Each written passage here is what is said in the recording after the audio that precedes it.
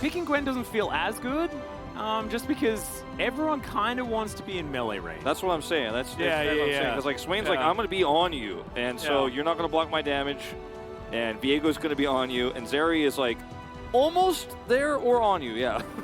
So it's also Gwen into Gragas, which doesn't feel like a matchup you could really be that proactive in. So, well, Faker is currently on the Gragas, and Zeus is on the Swain, so it's either swap bug or we're just going to have a slight switch. We'll see what happens, though, as we finally get onto the Rift for game number 1.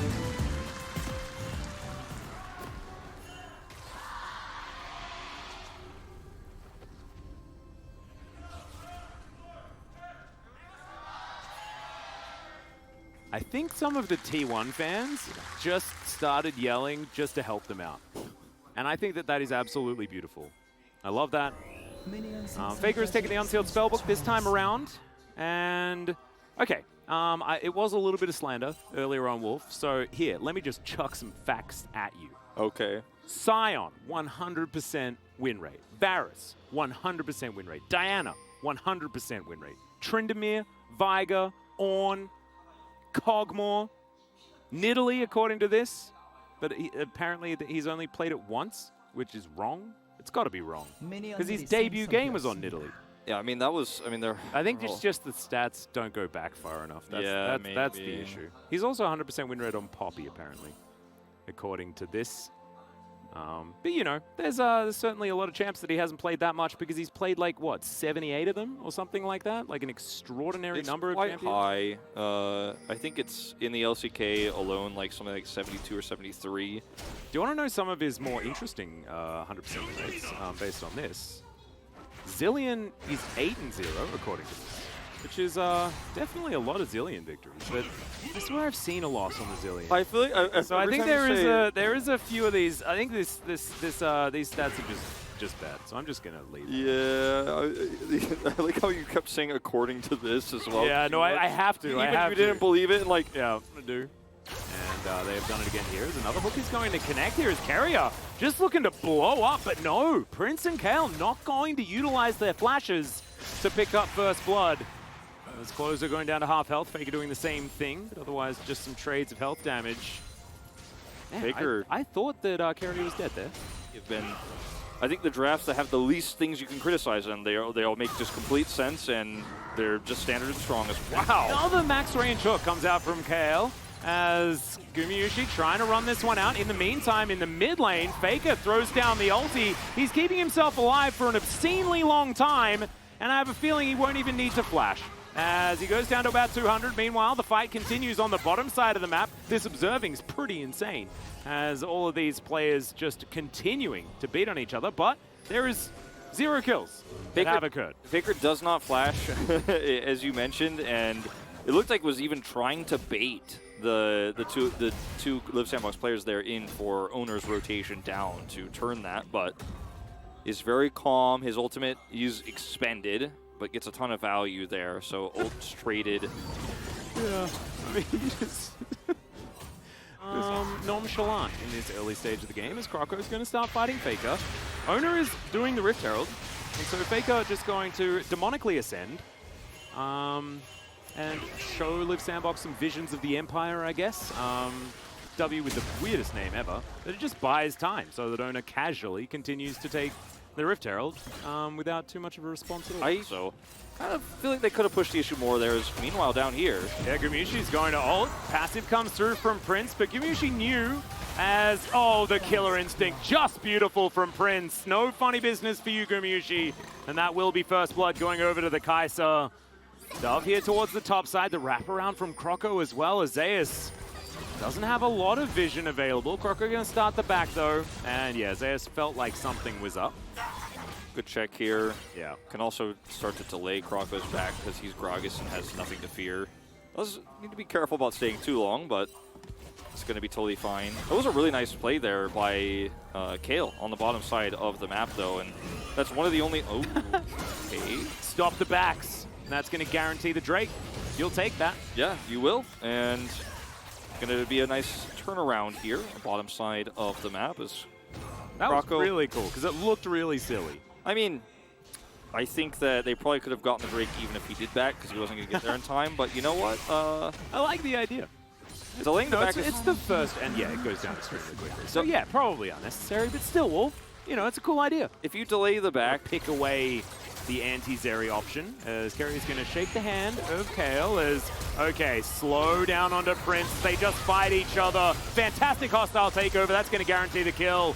As Croco looking to try and time this one right, and he does so. Great knock-up to come through as the bailout is going to come down. No kill in time as Croco trades it back, but it's another kill for Carrier. Gumayushi would have liked one of those, but they'll take the double, and they'll trade up on the side of T1. Yeah, I wish we got that kill a little bit faster is probably in the comms here, because he got bailed out, but still, we'll trade it back, so it's a win here for T1, again, on the bottom side. So well played here. As Faker and Closer still fighting as Faker just lights Closer on fire. Yeah, just wants to switch out his summoner. Yep. Has the teleport back available right now. As Zayas takes a drink. My body slam decides not to. Oh, there he is. Gets a really nice combo as Dove is ghosting. It was like a fear ghost. Yeah. What it kind of felt like there. Well, that's one around and kill owner, but at the expense of his own life. Yeah. And tried to flash his way out, wasn't able to. Rift Herald is going to charge into the mid lane in picture-in-picture. As you can see here, did manage to grab a couple of plates for Faker and for Owner. As T1 looked to rotate down. Yeah, Prince getting that kill onto Gumayushi was not something that T1 are happy about, even a little bit. And T1 will come down here and just take some more plates as well. 30 seconds until they all run out. And it looks like there should at least only be one left as Owner, oh, that Heartbreaker was so beautifully timed. As Gumayushi with the Extendo Beam, not going to be able to find too much value. One more plate left there on the bottom side. Yeah, people have been wondering when Riot's going to release a platformer, but Owner says League of Legends can also be a platformer. Yeah. Jumps right over. He holds down his V button and makes the hop. Yeah. No, he actually cartwheeled off the edge a little bit and then inputted the jump, you know, to make sure that he got the extra length. I really like that. It was well played. Gonna have to flash. Zayas does take this turret on the bottom side of the map. That will be first turret blood going over to the Gragas, the assassin Gragas, as it were. Majority of Gragas are still Everfrost, but certainly a few Night Harvesters that have been picked up. Of course, the more common Jungle Gragas variants. Yeah, definitely need that extra speed when you're playing the jungle version, and he's got a tier. We'll see what he builds that one into, because he might go a little bit hybrid here, but I expect Seraphs will be the choices. T1 look to grab second Herald here, have the fast track to it, and without Closer being anywhere nearby, just cannot contest. He had teleport coming off cooldown, but just a little bit too slow to come over here. And this feels like spring 2022 T1. Better macro play, setting up all the turret plates bottom side, then getting the crash in mid, then setting up the Gragas to actually get the bottom turret, so he gets the gold as well. And now Faker's over here like, what turret's left on the outer parts? Let's just grab this one. Second Herald. Yeah. Second Drake going to go over to Liiv Sandbox. T1 not interested in Oceans, as it turns out. We'll have a look at what soul we do get this game, as it will be one Drake apiece. That one going to be secured there, and it will be Hextech Soul. Absolutely fantastic stuff. That's a brilliant little dodge from Dove, who throws down the needlework, and Zayas says, I've had enough of that. With a Renata that wants to check the vision, as well as being very, very squishy and not that mobile. But Carrier's flash, more than halfway off cooldown now, as Shirley will cram her skull into this mid lane outer turret. So that is all three outers down. They'll save the charge. Yeah, going to be able to save the health bar. Yep, and now going to get a second crash. Dove's looking for a flank here. So much value with that ward there as well. As you can see, T1 trying to get out towards the side. The Empress Divide goes completely wide. As the Cyclone also from Croco doesn't get enough done, and Liiv Sandbox, they're going to have to try that again another time. Yeah, that was a rough attempt there. The ward, as you mentioned, was massive because they were able to see the flank there from Dove react. They go up. Oh, Closer! Yeah, the cast onto Closer. He's just stunned forever, and it's the Extendo Beam that picks up the kill. Prince now as well, trying to run this one out, and yeah, really clean stuff there as Owner was chasing him down with some fake sand soldiers that Viego put down himself. I think this is one of those games that really makes those who were worried about T1's performance in week one, they're silenced, because There was a lot of, I don't know what that is about, as T1 are going to face check. Croco looks for the Cyclone. Heartbreaker immediately gets Owner out of there, as Carrier going to have to flash as well. And here it is. The hostile takeover is not exactly the best move, but Faker is in there with the Demonic Ascension. The flash over the ulti. Oh my god, Faker still hadn't taken any damage as Gumiyushi's going to turn up. And speaking of damage, he has got plenty of that. No Warrior Tricks is going to fool him either, as Dove underneath this turret, yeah, you're still food, and he's going to be taken down as well. It is 2 doubles apiece here for T1, and they may just do a 20-minute Baron. I mean, they've done it with the entire enemy team alive. I mean, they have, and this time the entire enemy team is dead. Minus Prince, who's desperately trying to keep this turret alive. That's his one and only mission. Objective bounties spawning here for Liiv Sandbox. That is how big this lead is. And it's another platformer here for Faker this time. He's the one who flashes over this Emperor's Departed. Yeah. Flash from Carrier as good as. Meanwhile, okay, Prince is just diving on top of Faker here as Vision of Empire comes down. Decent little flash there from Prince as Faker goes golden at the last possible second, but he's still going to die. Prince, it's not an official 1v1. That's not fair. He definitely played it well. Faker was very close to maybe being able to get one more Q off there. But at the end of the day, we'll break his stopwatch and still die. So pretty big win here for Liiv Sandbox. The problem is that with Baron buff, the rest of the map is falling to tatters. As another inner turret will fall. I mean, Faker got like, what was it, 3 people in the top lane? Yeah, it's... At the end of the day, like, small win, but the bigger win is the actual money that T1 Bounty gold, though. Yeah, eventually he will get that one on the top side. Oh, but yeah, there's no minion wave anymore. The Drake is going to go T1's way. Zeus now has his Void Staff. The Seraphs is complete. And this is really the consolation prize here, is the pickup of the bounty gold, but... Well, so you'll take that. Yeah. Bit of a consolation prize. Sterilized Crystal Scepter is done. He's got a broken stopwatch, so once that zone is complete pretty quickly. Very, very useful on the Swain if you can keep people in the area. As you can see, a lot of money in advantage of T1 here for almost everyone, as Croco's looking for Zeus. That's a flash that'll answer that whole situation in one fell swoop. Not too bad at all. Man, the summer spells that T1 are using, that flash one, that seems really good. I think everyone should take flash, man. I think What so. is Dove doing? So silly. Yeah, have you seen these Sejuani's taking Ignite instead? Yeah, what's that about? You can flash Arctic Assault, you know, for so much distance. Carrier survived with 2 flashes. Faker, you know, survived with the flash earlier. Owner heartbroke the first Emperor's Divide that was dodged, and then Zeus is able to flash this wall. Lots near misses, but great escapes for T1. Yeah, I remember when Flash got nerfed like a million years ago, and people were like, "Oh, no one's going to use this anymore." And yeah, that didn't happen. Turns out being able to appear somewhere else is always just pretty good. Vision of Empire comes down.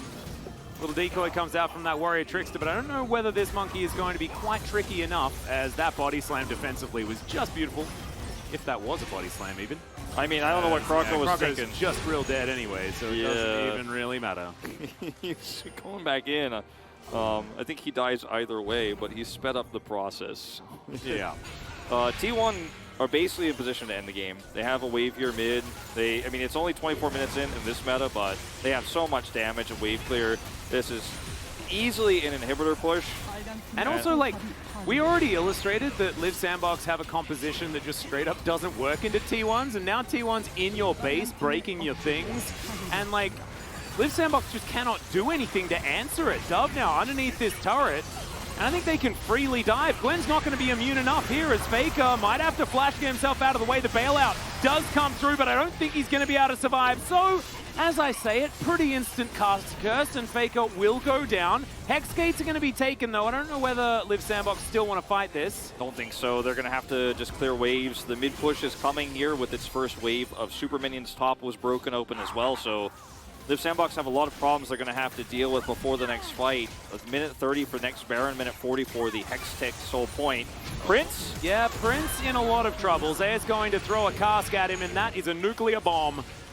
That cleanse was so sad. He's like, am I good? No! My screen went gray. Is that bad?